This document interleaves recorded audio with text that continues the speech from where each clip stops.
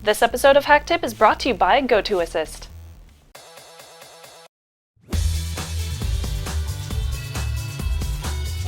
Welcome to HakTip, the show where we break down concepts, tools, and techniques for hackers, gurus, and IT ninjas. I'm Shannon Morse, and today I'm checking out Netcat. But what is Netcat? Well, it first surfaced in 1995, and it is one of the most popular and very lightweight network security tools to date. Netcat lets two computers transfer data with each other via TCP and UDP protocols, and via the network layer protocol IP. The name may have derived from cat, which is a common command that we previously covered in HakTips, with additional networking capabilities thrown in. Now, Netcat runs as a client to initiate connections with other computers. It can also operate as a server or a listener in some specific settings.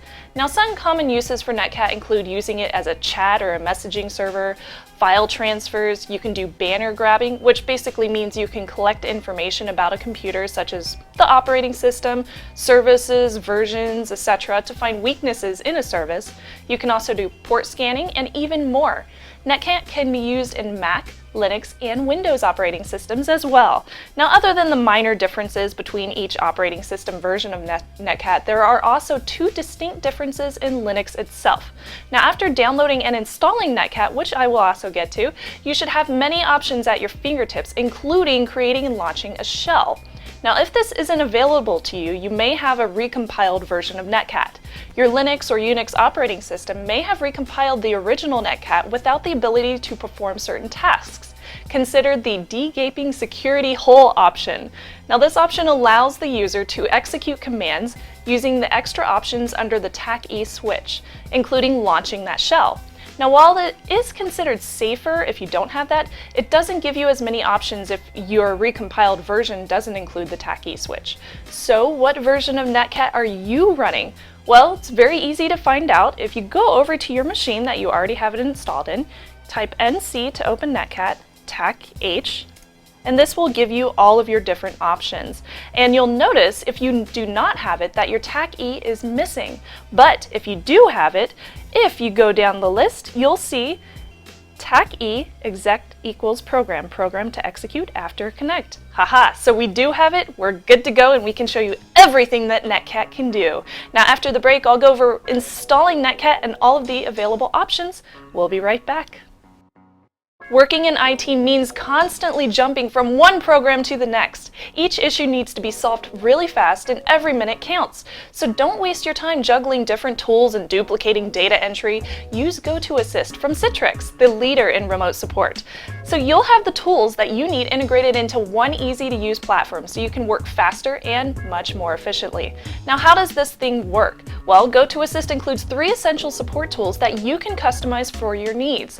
There's GoToAssist Service Desk, which allows you to log incidents and track the resolutions. GoToAssist Monitoring, proactively identify issues to fix before they become bigger problems. And you can also do remote support, providing live or unattended support to any PC, Mac, or mobile device from anywhere. I would totally use that while I'm sitting on the beach during my vacation to resolve any issues super quick. They don't even know I'm out of there. Now, you have to work with a bunch of different programs at your company. You don't want to have to copy and paste between a bunch of systems that don't actually talk to each other. And the monitoring is super great about being proactive and letting you know when your server really needs a patch. So head over to GoToAssist.com, sign up for your special 30-day free trial today. Visit GoToAssist.com, click on the Try It Free button, and use the promo code HAK. That's GoToAssist.com, promo code HAK. Welcome back! Now we're going on to downloading and installing Netcat. Now, this part is really a breeze. There are several sources available for Netcat on Windows machines, and many Linux distros already have it pre-installed for you. Now, in Linux, if you want to get the version with Netcat with execution commands, first remove any original version installed on your operating system, especially if it's one of those missing the TAC-E.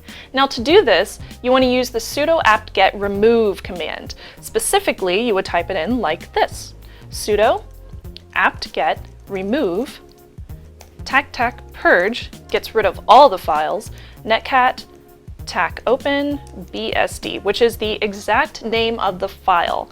Now you can install Netcat for Linux after you've done that in the traditional sense. It is available via the command line or straight through the software manager, so honestly, it's a breeze. Now once you've got Netcat installed on your Windows and Linux boxes, run nc-tac-h like I showed you previously to make sure that you received the correct information back. So to remind you, it should look like this, nc-tac-h,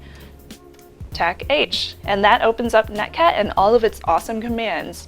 Now you can also compile the GNU version of Netcat using the following commands in your terminal. Now first off, you do need to go to netcat.sourceforge.net, which specifically looks like this, and type into your terminal this command. Now I'm going to find out which download link I should get, and I chose to download the tar.gz version from the SourceForge page. I'm going to copy that and put it into my terminal. So the total command would be wget and then the tar.gz link. Once you enter that, it's going to start downloading the whole file for you, and then you can install this GNU version of Linux. Downloading. So while that is downloading on my machine, I want to go ahead and mention also that you can change your directory and then ls to find the exact listing for your new Netcat download. So for example, on my machine, I found it under here. So it's under my home directory, ls, and you can see Netcat. I actually have two versions of it installed or downloaded on here. So now I can type in tar xzf netcat, and I'll just complete that like there. .tar.gz, and then I want to change my directory to Netcat, and I want to configure this. Alright, great. Once it is finished, you simply type make. That makes the file, and then you type in sudo make install to install the new Netcat file. It'll ask you for your password.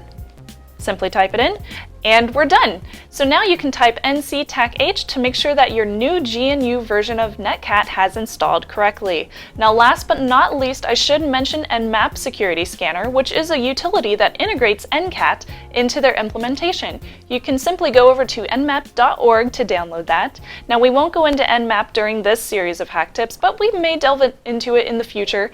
Now next week we're going to cover the basics of how to use Netcat and how to get you guys started. So do you use Netcat? Send me a comment below or email us tips@hak5.org, and be sure to check out our sister show Hak5 for more great stuff just like this. I'll be there reminding you to trust your Technolust.